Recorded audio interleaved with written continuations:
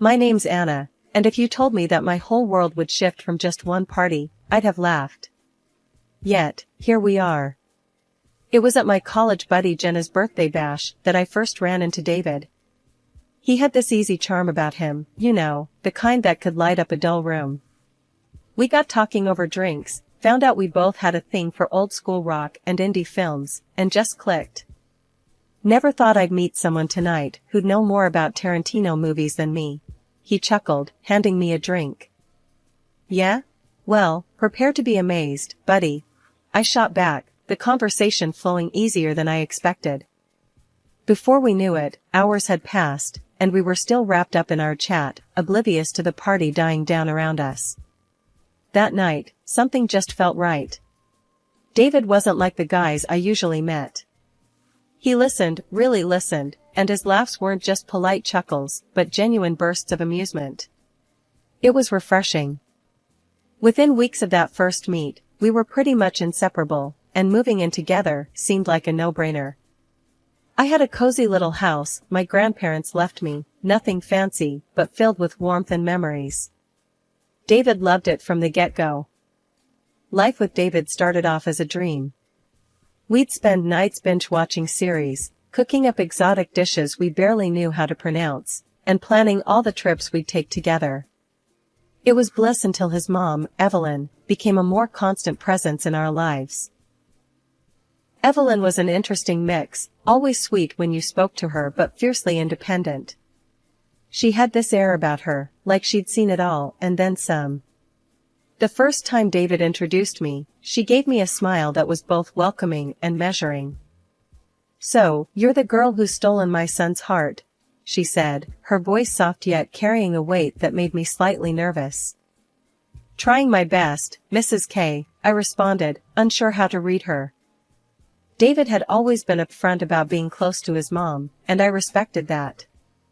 But it was different, seeing it in action. He'd consult her on everything, from how we arranged the furniture to what we'd eat for dinner if she was around. It was a lot. "Mom knows best, Anna. You'll see, she's got a knack for these things," he'd say every time I raised an eyebrow at their dynamic. I tried not to let it bother me too much.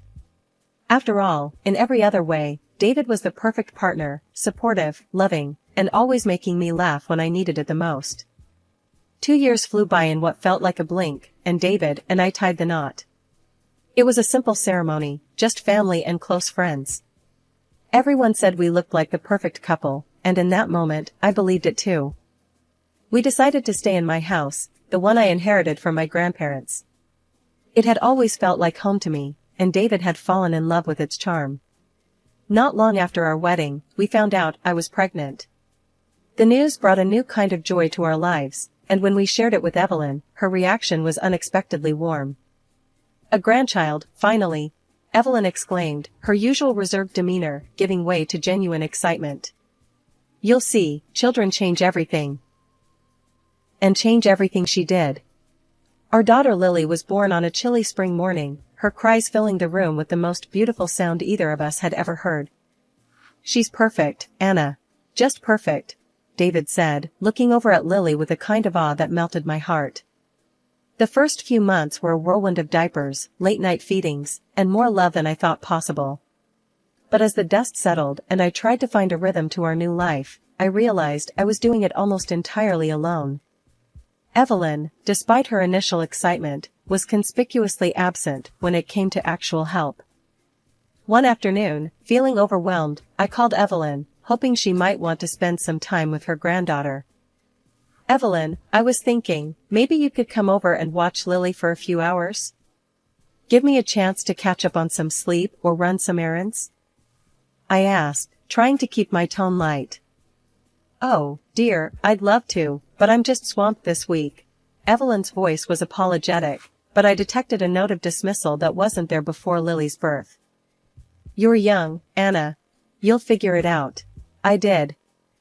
I was taken aback, not just by her refusal, but by the implication that asking for help was a sign of weakness. When I told David about the conversation later, hoping for some support, his response only deepened my frustration. "Mom's right, Anna. She raised me mostly on her own, you know. We can manage, he said, not unkindly, but firmly. Yeah, but wouldn't it be nice to have some help? Your mom seemed so excited about Lily, I pressed, feeling the gap in our expectations widening. David shrugged, a gesture that spoke volumes. She was excited about being a grandma, not a babysitter. We'll be fine, Anna. Really.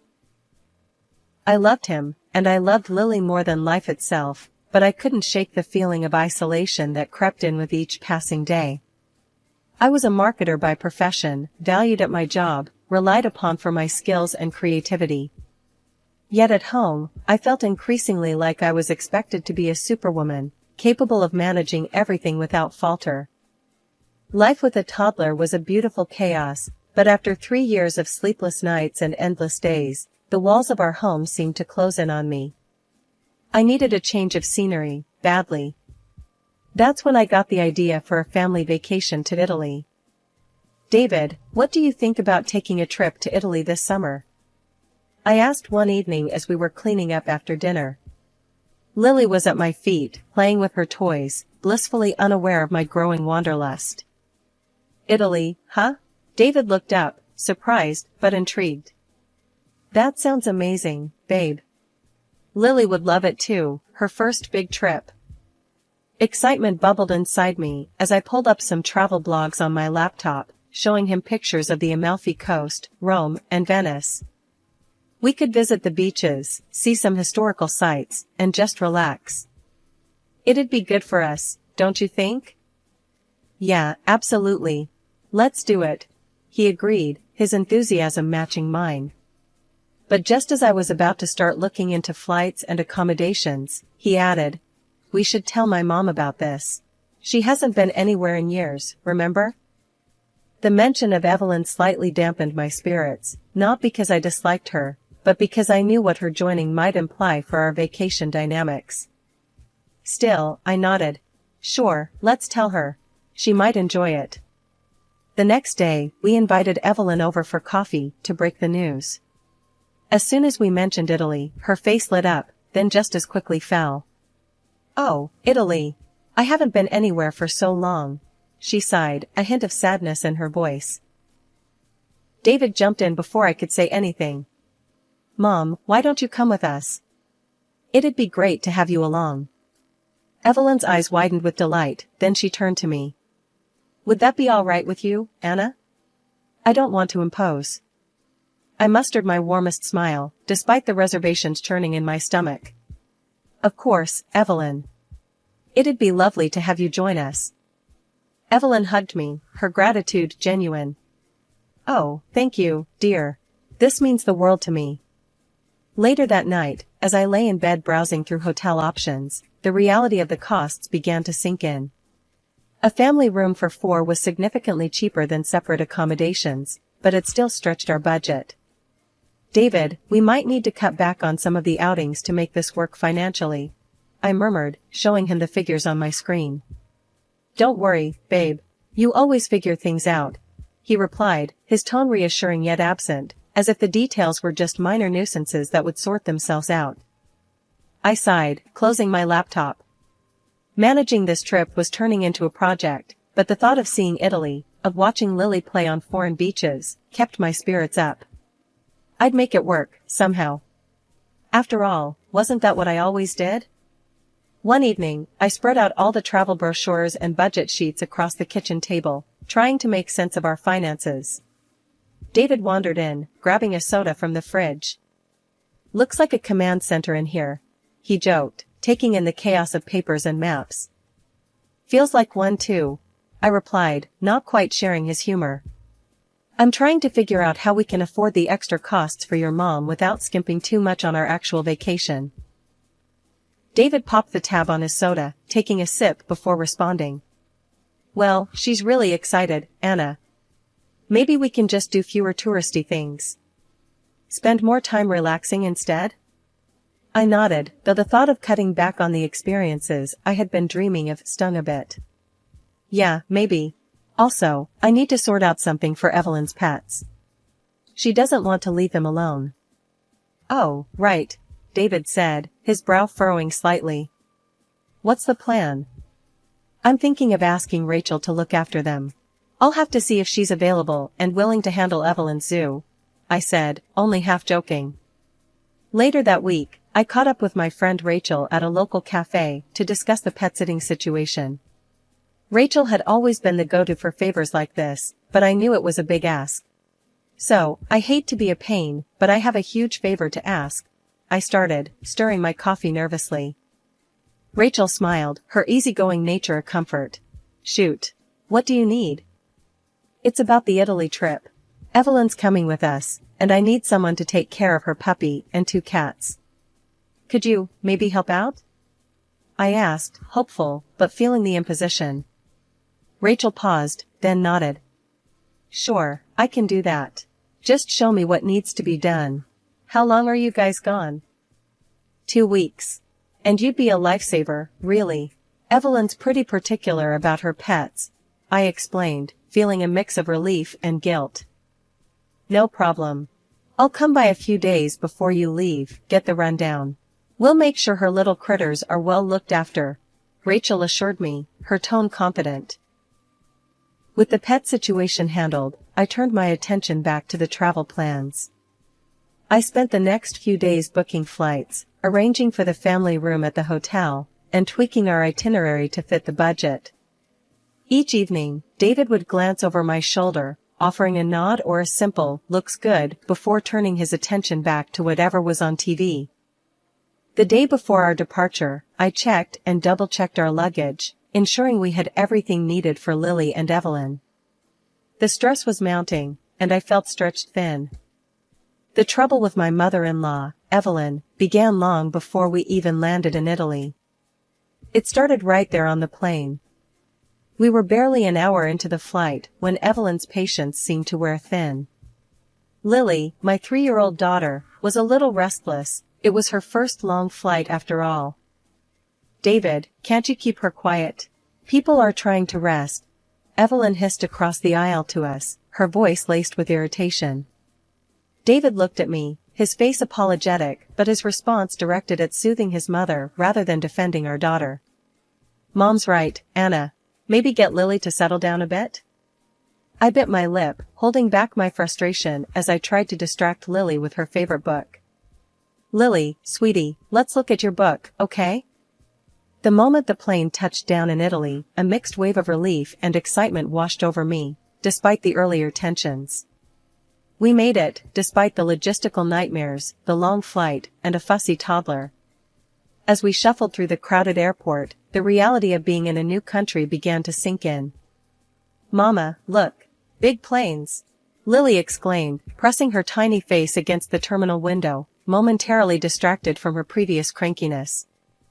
Yes, sweetheart, lots of big planes here, I replied, trying to muster as much enthusiasm as I felt drained after the overnight flight.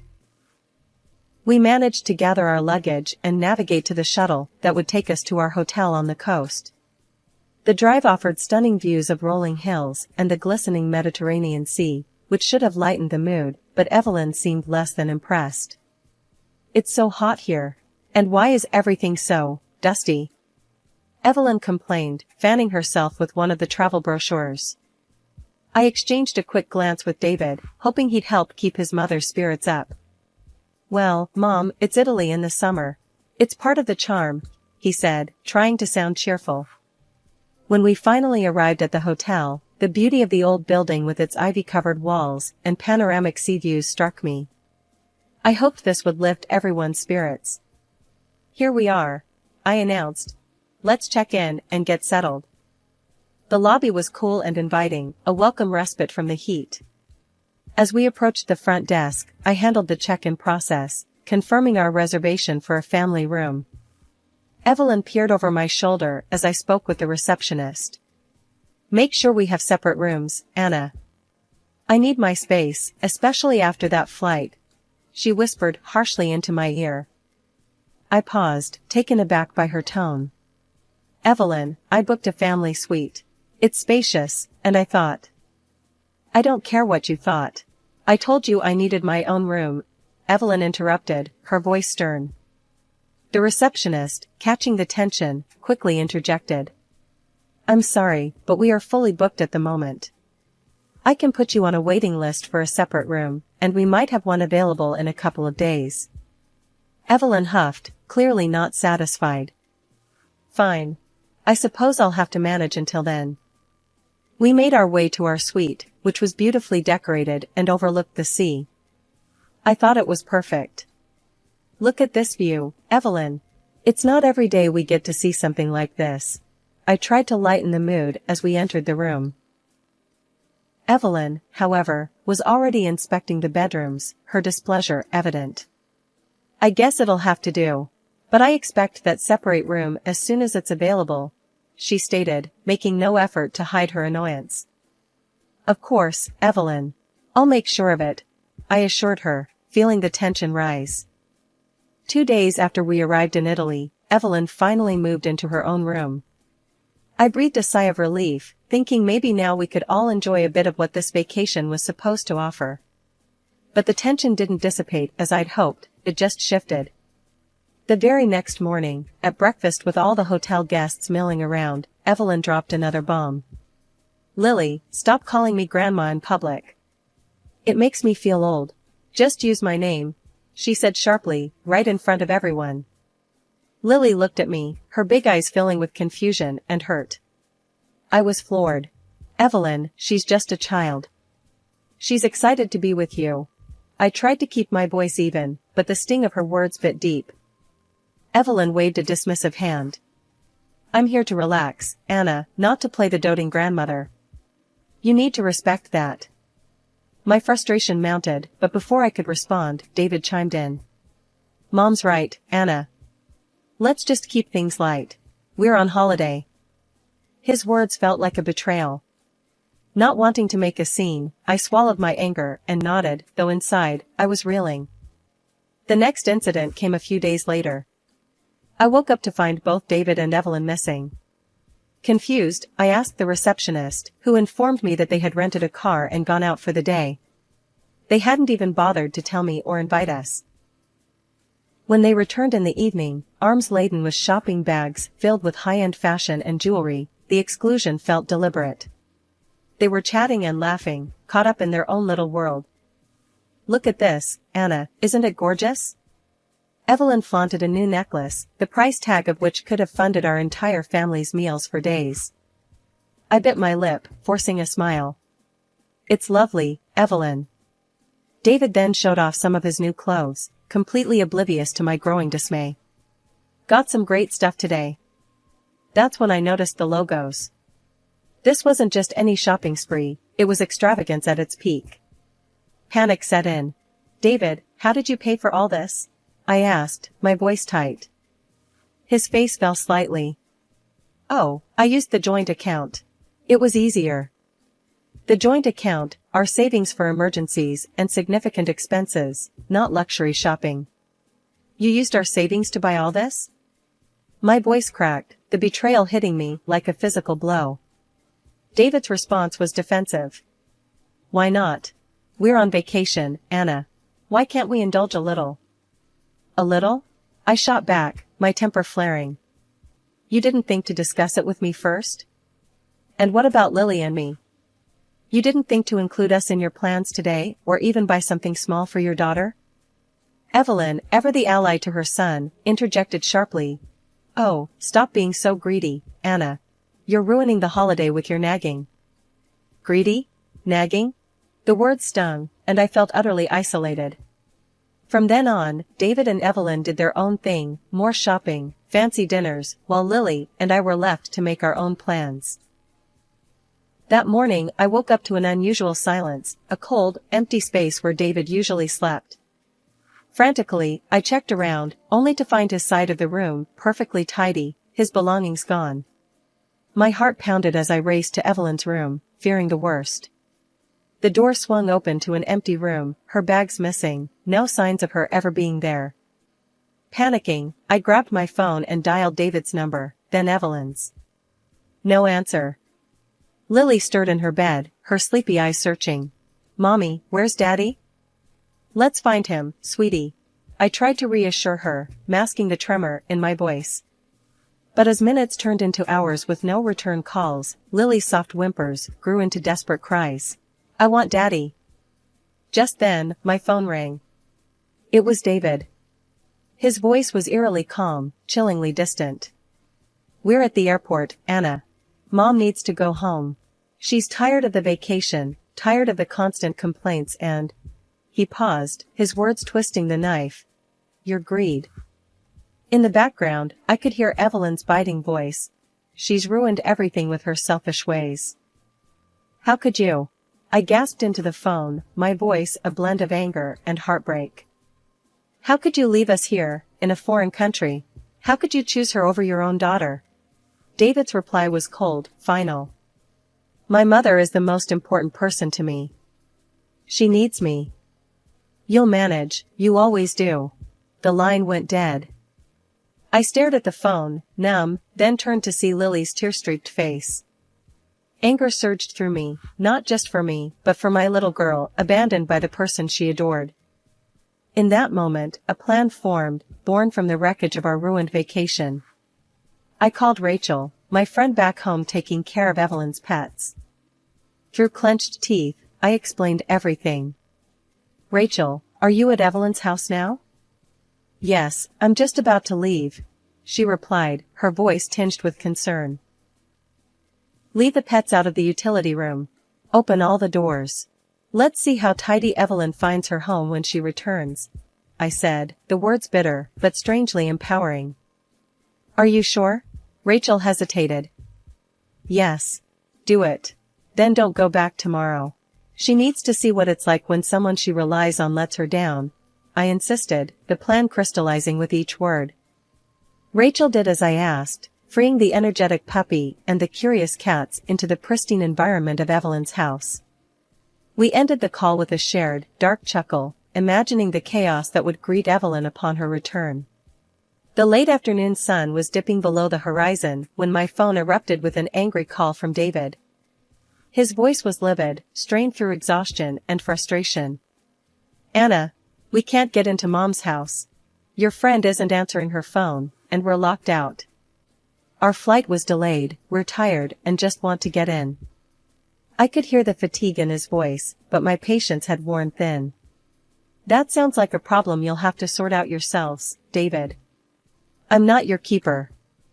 A few hours later, Evelyn herself called, her voice shrill and frantic. "Anna, this house is a disaster. The puppy has destroyed everything. There's poop on my bed, my shoes are chewed up, and the furniture's torn apart. It stinks, and we can't even stay here." She was nearly hysterical, the background noise of David's futile attempts to calm her adding to the chaos. "And to top it off, the rescue service won't let us in without the house documents, which, guess what, your little stunt got destroyed too," she continued, barely pausing to catch her breath. I responded with as much calm as I could muster. "Evelyn, I am still on vacation. You need to handle this. Maybe check into a hotel for the night?"